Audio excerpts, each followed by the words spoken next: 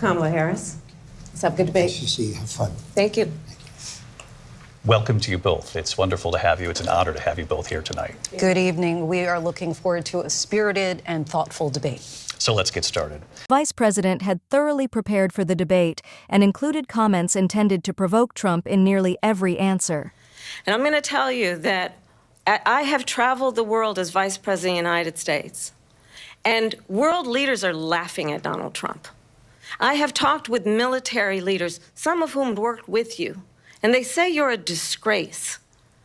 And when you then talk in this way in a presidential debate and deny what over and over again are court cases you have lost because you did, in fact, lose that election, it leads one to believe that perhaps we do not have in the candidate to my right the temperament or the ability to not be confused about fact.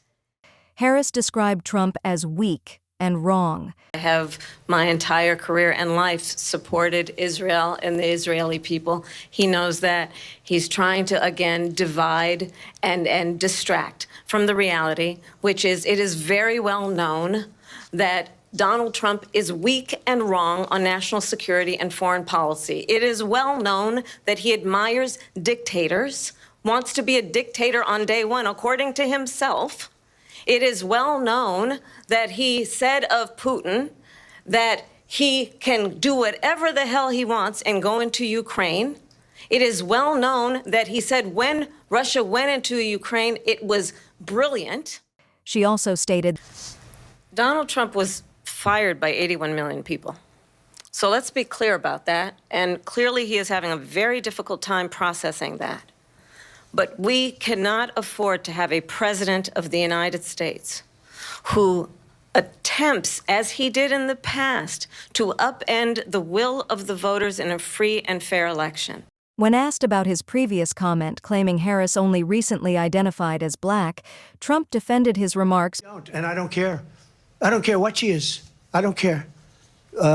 You make a big deal out of something. I couldn't care less. Whatever she wants to be is okay with me. But those were your words, so I'm asking... I don't know. I mean, all I can say is I read where she was not black, that she put out, and I'll say that. And then I read that she was black, and that's okay. Either one was okay with me. That's up to her. That's up to her. Vice President Harris. Trump often appeared out of control, loudly and repeatedly insisting that many falsehoods were true, and lied about Democrats supporting post-birth abortions, which is both murder and illegal. But the governor before, he said the baby will be born and we will decide what to do with the baby. In other words, we'll execute the baby. And that's why I did that, because that predominates, because they're radical. The Democrats are radical in that. And her vice presidential pick, which I think was a horrible pick, by the way, for our country, because he is really out of it. But her vice presidential pick says abortion in the 9th month is absolutely fine. He also says execution after birth. It's execution, no longer abortion, because the baby is born, is okay. He declared during the debate. The problem that we have right now is we have a nation in decline, and they have put it into decline. We have a nation that is dying, David. Harris entered the stage with a clear strategy to unsettle Trump. This approach was dramatically successful by any measure. When the vice president mentioned Trump's criminal conviction and ongoing legal issues, he reacted strongly. When she criticized him for undermining a bipartisan immigration bill, his reaction was even more intense. Who has prosecuted transnational criminal organizations for the trafficking of guns, drugs, and human beings. And let me say that the United States Congress, including some of the most conservative members of the United States Senate, came up with a border security bill which I supported. And that bill would have put 1,500 more border agents on the border to help those folks who are working there right now overtime, trying to do their job. It would have allowed us to stem the flow of fentanyl coming into the United States. I know there are so many families watching tonight who have been personally affected by the surge of fentanyl in our country. That bill would have put more resources to allow us to prosecute transnational criminal organizations for trafficking in guns, drugs, and human beings. But you know what happened to that bill? Donald Trump got on the phone, called up some folks in Congress and said, kill the bill. And you know why? Because he'd prefer to run on a problem instead of fixing a problem. And understand, this comes at a time where the people of our country actually need a leader who engages in solutions, who actually addresses the problems at hand. But what we have in the former president is someone who would prefer to run on a problem instead of fixing a problem. And I'll tell you something, he's going to talk about immigration a lot tonight, even when it's not the subject that is being raised. When Harris suggested that Trump's rallies were unexciting, he nearly took the bait. In response, Trump elaborated on the entertainment value of his rallies, claimed that the Biden administration was legally targeting him, and made an unfounded assertion about migrants eating American pets. First, let me respond as to the Please. rallies. She said people start leaving. People don't go to her rallies. There's no reason to go. And the people that do go, she's bussing them in and paying them to be there, and then showing them in a different light. So she can't talk about that. People don't leave my rallies. We have the biggest rallies, the most incredible rallies in the history of politics. That's because people want to take their country back. Our country is being lost. We're a failing nation. And it happened 3.5 years ago. And what's going on here, you're going to end up in World War III, just to go into another subject. What they have done to our country by allowing these millions and millions of people to come into our country, and look at what's happening to the towns all over the United States. And a lot of towns don't want to talk. It's not going to be Aurora or Springfield. A lot of towns don't want to talk about it because they're so embarrassed by it. In Springfield, they're eating the dogs, the people that came in. They're eating the cats. They're eating the pets of the people that live there. And this is what's happening in our country, and it's a shame. As far as rallies are concerned, as far as the reason they go is they like what I say. They want to bring our country back. They want to make America great again. It's a very simple phrase, make America great again. The first hour of the debate concluded similarly to how it began, with Trump launching into a lengthy discussion about the 2020 election, which he falsely claimed was stolen from him. When ABC News moderator David Muir pointed out that city officials denied any evidence of migrants eating pets in Springfield, Trump insisted the people on television were saying it. When pressed further, Trump simply said, "We'll find out." ABC News did reach out to the city manager there. He told us there had been no credible reports of specific claims of pets being harmed, injured, or abused by individuals within the immigrant community. Well, I've seen people on television. Let me just say here, this is the people on television say my dog was taken and used for food. So maybe he said that, and maybe that's a good thing to say for a city manager. I'm not taking this from television. But the people I'm on taking it from television the city saying manager. their dog was eaten by the people that went there. Again, the Springfield city manager says there's no evidence of that. Vice President Harris, I'll let As the debate shifted to crime, Trump asserted that crime rates were rising in the United States, contrary to trends observed globally. Because of them. They allowed criminals, many, many millions of criminals. They allowed terrorists. They allowed common street criminals. They allowed people to come in, drug dealers, to come into our country. And they're now in the United States and told by their countries like Venezuela, don't ever come back or we're going to kill you. Do you know that crime in Venezuela and crime in countries all over the world is way down? You know why? Because they've taken their criminals off the street and they've given them to her to put into our country. And this will be one of the greatest mistakes in history for them to allow. And I think they probably did it because they think they're going to get votes, but it's not worth it because they're destroying the fabric of our country by what they've done. There's never been anything done like this at all. They've destroyed the fabric of our country. Millions of people let in. And all over the world, crime is down. All over the world except here. Crime here is up and through the roof. Despite their fraudulent statements that they made, crime in this country is through the roof. And we have a new form of crime. It's called migrant crime. And it's happening at levels that nobody thought possible.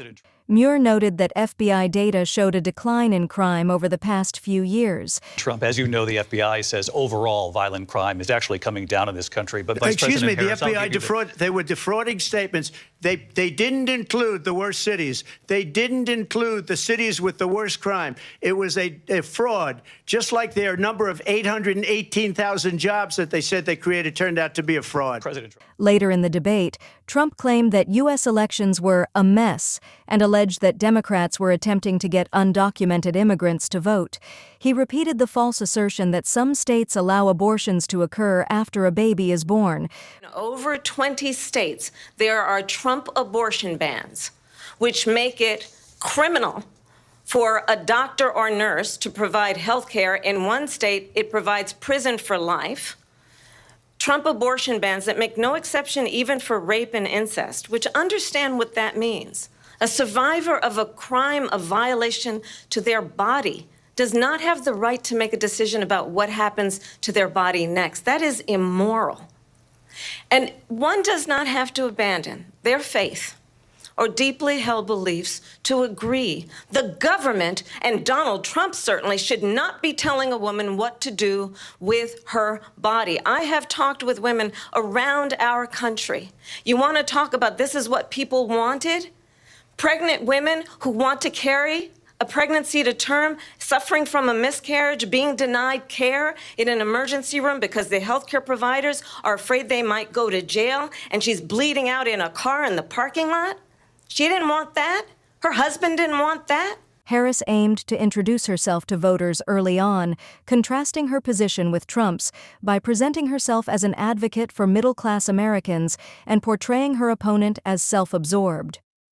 So I was raised as a middle-class kid, and I am actually the only person on this stage who has a plan that is about lifting up the middle class and working people of America.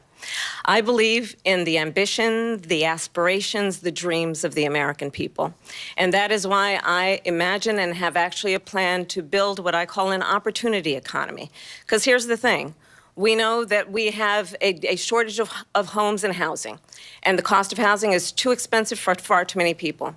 We know that young families need support to raise their children, and I intend on extending a tax cut for those families of $6,000, which is the largest child tax credit that we have given in a long time, so that those young families can afford to buy a crib, buy a car seat, buy clothes for their children.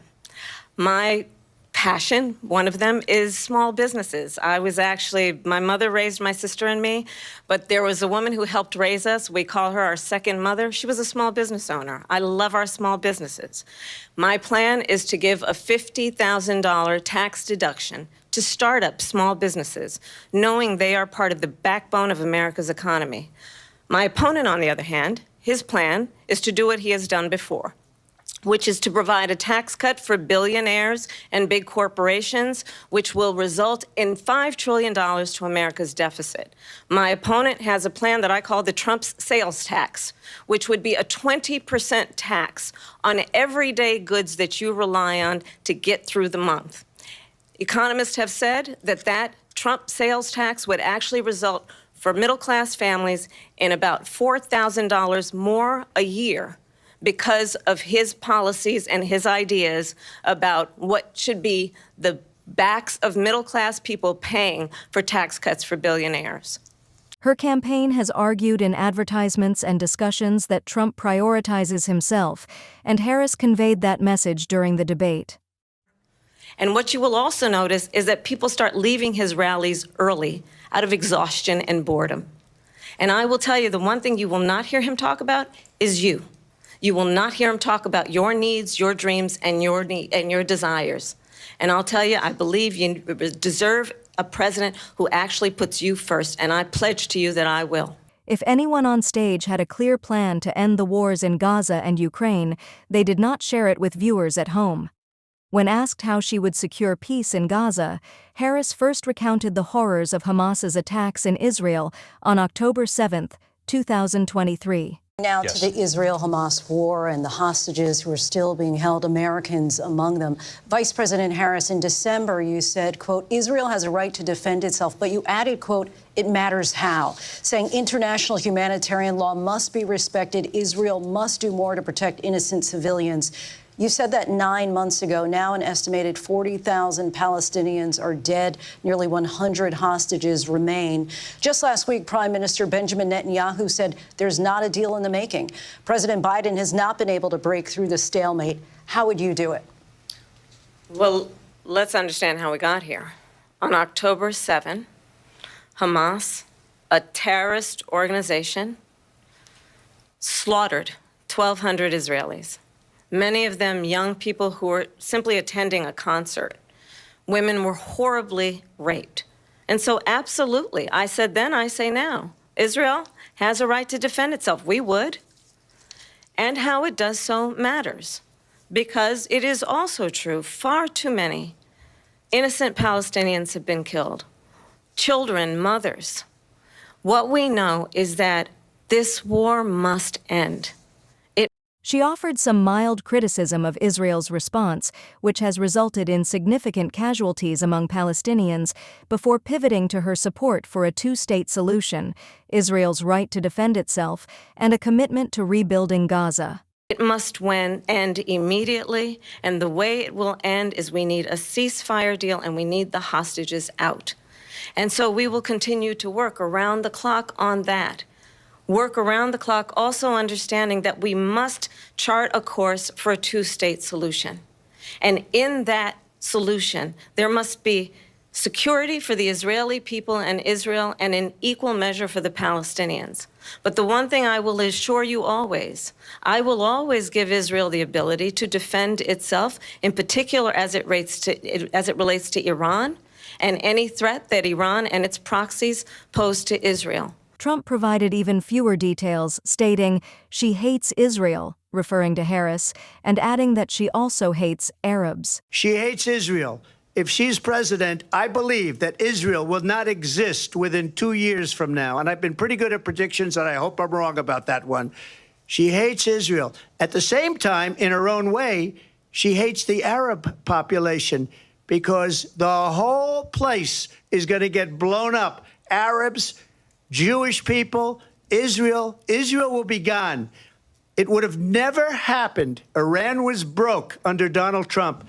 Now Iran has $300 billion because they took off all the sanctions that I had. Iran had no money for Hamas or Hezbollah or any of the 28 different spheres of terror. And they are spheres of terror, horrible terror.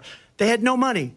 In her response, Harris used the discussion about Russia to criticize Trump for his known admiration of international strongmen and autocrats. It is well known that these dictators and autocrats are rooting for you to be president again, Harris said. My entire career and life supported Israel and the Israeli people. He knows that. He's trying to, again, divide and distract from the reality, which is it is very well known that Donald Trump is weak and wrong on national security and foreign policy. It is well known that he admires dictators, wants to be a dictator on day one, according to himself. It is well known that he said of Putin that he can do whatever the hell he wants and go into Ukraine.